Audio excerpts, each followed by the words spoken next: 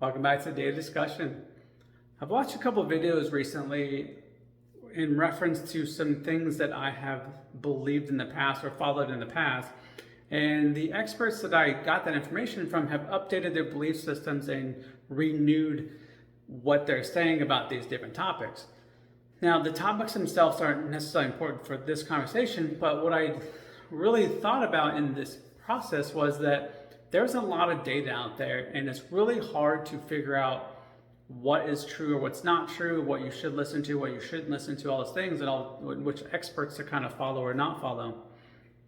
And I thought maybe this would be more useful to talk about how I go about evaluating who I follow and listen to, and what advice I kind of go ahead and take under and adapt in my life. So the first thing I look for is kind of why they're the expert in the first place. So do they have some kind of life history that has shown they have this expertise and they've dealt with things, they've gone through things, kind of like a David Goggins type of guy who he has like extreme views, but you know why? Because he's lived through so many things that he's had to adapt and overcome, that he has this strong mindset. So he's kind of an expert on mindset and how to overcome obstacles. Now, guys like Dr. Peter Attia, who are in the medical community, that's another qualification, but he also lives it and updates its information. He's a researcher. He's, I think he was a surgeon at one point, maybe still is, but he's in the medical community, has patients, and has a practice himself. So again, what is their level of expertise? And the other thing is, and this is for me the most important part, is have they updated their belief system? And if so, have they talked about it openly? If they haven't, that's a really big red flag for me.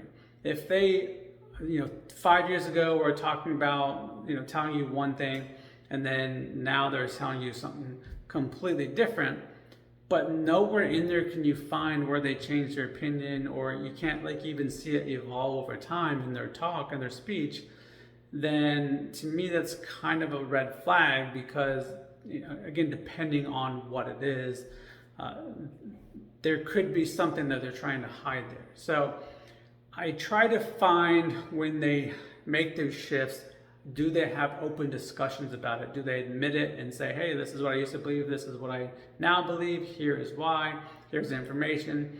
Or when new information comes out that refutes their point, are they willing to actually have a discussion about it? So those are kind of the big things I look for. And again, the red flag to me is when they try to either just hold on to the past and not update their information, and even though there's really good evidence to the contrary now, and are they trying to hide when they do update that belief system because they don't want to look wrong?